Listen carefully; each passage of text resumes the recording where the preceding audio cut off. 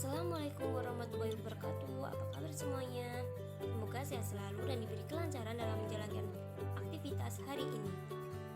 Perkenalkan, nama saya Agnia Nuha, NIM 1907016040. Mata kuliah Psikologi Komunitas. Dosen pengampu Ibu Siti Hikmah, Prodi Psikologi dan Fakultas Psikologi dan Kesehatan UIN Wali Songo Semarang.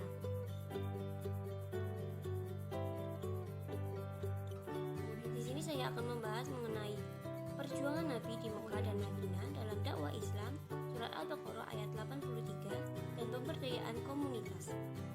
Yang pertama yaitu perjuangan Nabi di Mekah dan Madinah dalam dakwah Islam, surat Al-Baqarah ayat 83. Dalam surat Al-Baqarah ayat 83, Al-Quran menurut Muhammad Abduh mendefinisikan Al-Quran dalam kalam, yaitu adalah kalam mulia yang diturunkan oleh Allah kepada Nabi yang paling sempurna, yaitu Nabi Muhammad SAW. Dalam surat Al-Baqarah ayat 83 merupakan surat kedua di dalam Al-Quran. Pada surat ini menceritakan atau memerintahkan manusia untuk taat mengerjakan perintah Allah dan merenungkan keadaan dari Bani Israel yang melanggar janji kepada Allah.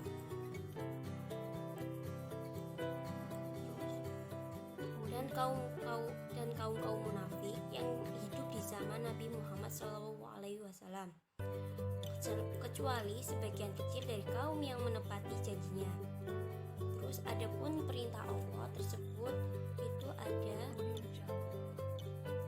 tidak boleh menyembah selain Allah Subhanahu wa Ta'ala dalam bentuk apapun. Terus berbuat baik kepada manusia, kepada saudara, kepada anak yatim, kerabat, orang miskin, dan dianjurkan untuk mengucapkan kata-kata yang baik kepada manusia tanpa kecuali. Di situ juga diperintahkan untuk hubungan Allah semakin dekat. Kita dianjurkan untuk selalu bersinambungan dengan sholat, tunaikan zakat dengan sempurna gitu. Nah, di dalam surat ini juga terdapat nilai yang dapat kita ambil, yaitu nilai religius, seperti kita selalu mendekatkan diri kepada Allah gitu. Terus juga ada nilai tanggung jawab. Nah, nilai tanggung jawab ini kita harus bertanggung jawab dengan apa yang kita ucapkan. Nah, nilai peduli sosial di sini kita juga harus saling tolong menolong terhadap manusia dan makhluk lainnya. Dan nilai kejujuran itu terus ada nilai kejujuran. Nilai kejujuran juga berkaitan mengenai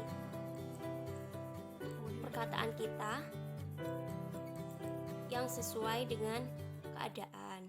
Terus nilai disiplin di sini kita harus komitmen dalam menjalankan perintah Allah, dalam menjalankan agama Allah. Selanjutnya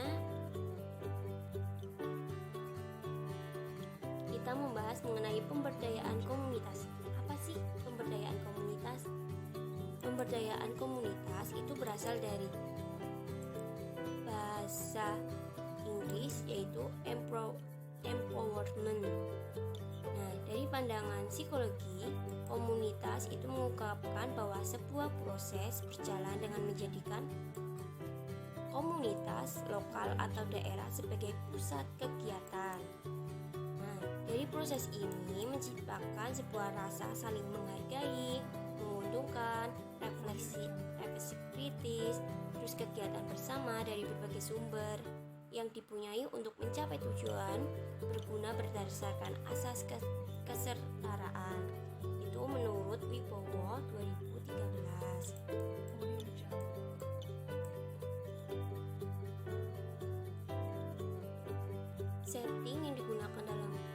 komunitas itu biasanya ada program kesehatan, terus lingkungan, arsitektur, paguyuban komunitas, kebijakan publik, program pendidikan, dan penerapan teknologi. Nah, anggota masyarakat dapat terlibat aktif dalam pemberdayaan yang ada di masyarakat melalui proses pemilihan, usaha,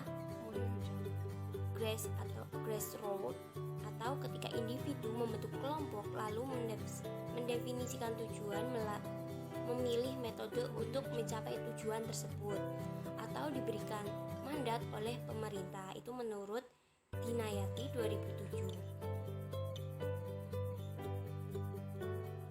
Keuntungan dari pemberdayaan komunitas itu ada, kita dapat membangun perekonomian yang ada di lingkungan hidup kita, terus meningkatkan usaha juga, dan menarik perhatian masyarakat luas untuk bisa melihat usaha yang ada di desa tersebut gitu, atau di daerah tersebut.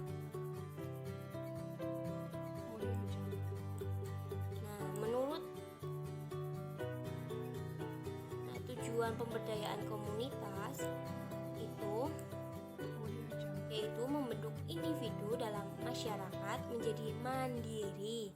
Nah, kemandirian itu seperti proses berpikir, mengendalikan apa yang mereka lakukan, berpikir secara logis dan dapat mengendalikan hal-hal yang menurut mereka dapat menguntungkan komunitas di lingkungan tersebut gitu. Seperti contoh, kita berpikir untuk membuat sebuah pariwisata yang ada di desa, seperti mungkin mangrove gitu, kalau dekat dengan pesisir pantai. Nah, tanaman mangrove itu nanti dapat dikendalikan, menghasilkan sebuah pariwisata yang bisa menghasilkan uang untuk kemajuan daerahnya, seperti itu. Nah, konsep menurut Triwinarni dalam Sugandi 2019, konsep pemberdayaan memiliki 3 hal, yaitu pengembangan atau enabling. Nah, dalam konsep ini individu harus memiliki motivasi dan membangkitkan kesadaran. Contohnya seperti pertama, kita udah ada keinginan untuk pengembangan hutan mangrove, kita untuk penanaman hutan mangrove. Terus lanjut, kita memperkuat potensi atau daya empowering. Dari konsep ini, individu menambah pengetahuan dan pendidikan, terus moda teknologi informasi. Itu contohnya, setelah kita ada keinginan untuk menanam hutan mangrove, kita bisa membuka destinasi wisata tersebut untuk didatangi para wisatawan daerah lain gitu. Nah, selanjutnya memperkuat kemandirian dari kemandirian daerah tersebut untuk membuat wisata hutan mangrove itu membuat warga memiliki penghasilan tambahan.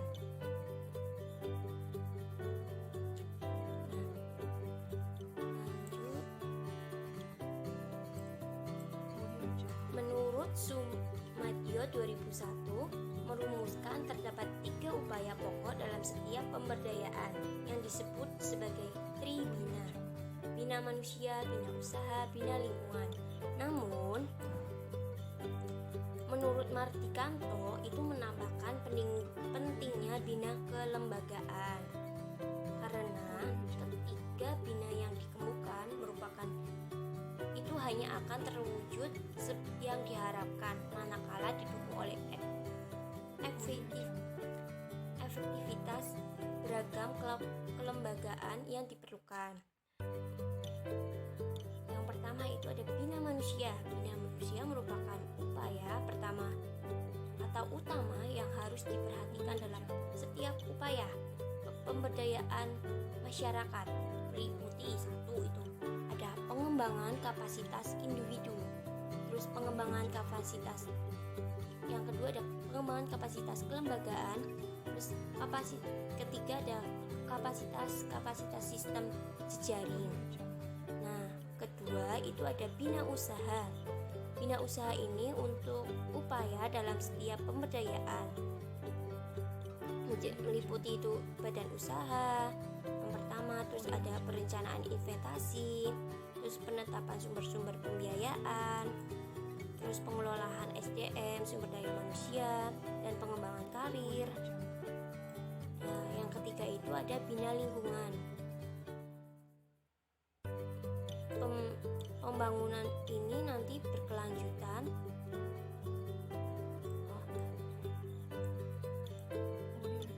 Bina lingkungan itu biasanya pengembangan yang berkelanjutan. Nah, terus tuh ada isu lingkungan menjadi sangat penting. Isu-isu yang ada di lingkungan kita itu sangat penting. Terus ada isu lingkungan menjadi sangat penting itu dilihat dari kewajiban dilakukan AMDAL, analisis manfaat dan dampak lingkungan, dalam setiap kegiatan investasi. Bina lingkungan itu meliputi lingkungan sosial, sangat berpengaruh terhadap keberlanjutan bisnis dan kehidupan. Yaitu ada tanggung jawab lingkungan, yaitu kewajiban dipenuhi segala kewajiban yang ditetapkan dalam permasyarakatan, investasi dan beroperasi yang terkait dengan perlindungan, pelestarian, dan pemulihan SDA dan lingkungan. Nah, yang keempat itu ada bina kelembagaan. Nah, dari sini itu bahwa tersedianya dan efektivitas kelembagaan akan sangat berpengaruh terhadap keberhasilan bina manusia, bina usaha, bina lingkungan. Kelembagaan ini sering dimaknai dalam arti sempit sebagai beragam bentuk lembaga atau kelompok atau organisasi. Tetapi jika diartikan secara luas, kelembagaan itu sering diartikan sebagai sosial institusi atau peranata sosial dan social organization atau organisasi sosial. Apapun itu, pada prinsipnya suatu bentuk relation dapat disebut sebagai sebuah kelembagaan apabila memiliki 4 komponen, yaitu komponen person, terus di mana orang-orang yang kepentingan, terus di mana orang-orang tersebut pasti diikat oleh satu kepentingan atau tujuan, sehingga di antara mereka terpaksa harus saling berinteraksi. Terus komponen aturan, di mana setiap kelembagaan mengembangkan seperangkat kesepakatan yang dipegang secara bersama, sehingga seseorang dapat menduga apa perilaku orang lain dalam lembaga tersebut. Komponen struktur, di mana setiap orang memiliki posisi peran yang harus dijalankannya secara benar.